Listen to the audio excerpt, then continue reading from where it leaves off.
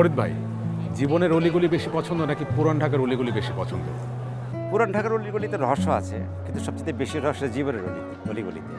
ফলে আমার মনে হয় যে জীবনের অলিগলিতে যাওয়াই ভালো, কারণ সেখানে যেসব রহস্য আছে সেটা কুল কিনারা করা কঠিন। পুরান ঢাকা কি কখনো আসলে নতুন হবে না? পুরান ঢাকার নতুন হওয়ার চান্স নেই, একইভাবে নতুন ঢাকারও পুরান ঢাকা হওয়ার সুযোগ নেই। এই মুহূর্তে যে বইটি আমাদের হাতে আছে সে বইয়ে দুই মুস্তাফিজুরের গল্প আছে। এই দুই মুস্তাফিজুর ভিলেনও হতে পারে, আবার নায়কও হতে পারে। আপনি কোন মুস্তাফিজুর?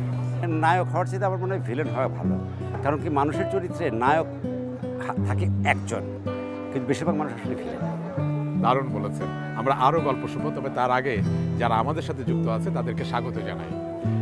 দর্শক, আপনারা দেখছেন কমিউনিটি ব্যাংক নিবেদিত আমার প্রিয় বই, এবং আজ আমার প্রিয় বই ফরিদ কবিরের নীল মাক্ষীর চোখ।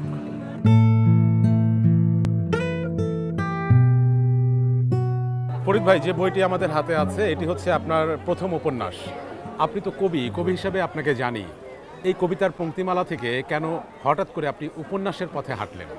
এই ঢাকা শহরের হৃৎপিণ্ডে বসবাস করেও পুরান ঢাকার লোকজন কিন্তু ক্ষমতা কেন্দ্রের বাইরে, মানে এই যে আমাদের যে ক্ষমতা কেন্দ্রিক রাজনীতি সংস্কৃতি, এর বাইরে তারা একদমই বাইরে। ফলে এরা কিন্তু আসলে প্রান্তিক জনগোষ্ঠীর লোক, কিন্তু আমরা কিন্তু এটা কখনো এইভাবে দেখিই নাই। এই যে এই চোখে দেখা, আমি মনে করি এইটা হচ্ছে প্রথম আমি সামনে আনতে চাই যে এরা হচ্ছে প্রান্তিক জনগোষ্ঠী। আমি জানতে চাই যে নীল মাক্ষীর চোখে 52 বাজার 53 গলিকে এই 400 পৃষ্ঠার মধ্যে কিভাবে টেনে আনলেন? পুরান ঢাকার অলিগুলি হচ্ছে রহস্যময় অলিগুলি। মানে নানিন্দার চরিত্র একরকম, এই শিকাটুলির চরিত্র একরকম, বংশালের চরিত্র একরকম, মালিটোলার চরিত্র আরেক রকম। এই চরিত্রে উদ্ঘাটনটাও একটা বড় কাজ।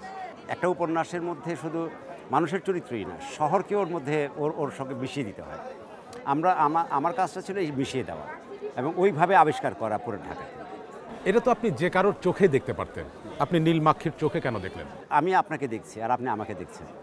আপনি কিন্তু আপনার পেছনে কিছুই দেখছেন না, আমি আপনার পেছনে দেখছি, আবার আপনি আমার পেছনে দেখছেন। ফলে আমাদের চোখ সীমাবদ্ধ। একমাত্র মাখির অনেকগুলো চোখ থাকে, একটা চোখের প্রতি অনেকগুলো চোখ, সে সব কিছু দেখতে পায়। ফলে আমি দেখতে চেয়েছি সব রকমভাবে, এই কারণে নীল মাখির চোখ। এবং এখানে নীল এই মাছিও একটা চরিত্র, সে মাঝে মধ্যে আসে, ঝাঁকে ঝাঁকে মাছি আসে, তারা উড়ে বেড়ায়। হ্যাঁ, এই কাহিনী কিছুটা বাস্তব এবং পরাবাস্তবের মিশেল আছে। আমি যখন মুখবন্ধ দেখছিলাম তখন একটি জায়গায় আমার আসলে চোখ পড়ে গেল। আপনি লিখছেন যে উত্তম পুরুষ ও তৃতীয় পুরুষের বর্ণনার পাশাপাশি এগিয়েছে দুই মুস্তাফিজুরের গল্প, উত্তম পুরুষ এবং তৃতীয় পুরুষ। এই উপন্যাস লেখা হয় দুটো জায়গা থেকে, একটা হচ্ছে হয় উত্তম পুরুষে লেখা হবে, নয় তৃতীয় পুরুষে লেখা হবে। অর্থাৎ উত্তম পুরুষের যেখানে লেখক নিজেকে এই গল্পের একটা চরিত্র হিসেবে এগিয়ে নিচ্ছেন। তো আমার একজন মুস্তাফিজুর যে নাকি নিজের গল্প বলছে, আর আরেকজন মুস্তাফিজুর গল্প বলছে একজন লেখক। আচ্ছা, ফলে এই দুইটা গল্প পাশাপাশি এগিয়েছে। ধন্যবাদ দারুণ সব কথা আমাদের সাথে ভাগাভাগি করবার জন্য। Thank you. দর্শক, আমরা কথা বলছিলাম নতুন ঢাকায় দাঁড়িয়ে পুরন ঢাকার গল্প, এবং পুরন ঢাকার গল্প আসলে পুরানোই থাকবে, কিন্তু সেই গল্প বারবার আর নীল মাক্ষীর চোখে রঙিন মোলাটে উঠে আসবে। এই বইমেলায় আপনার প্রিয় বই হয়ে উঠুক নীল মাক্ষীর চোখ।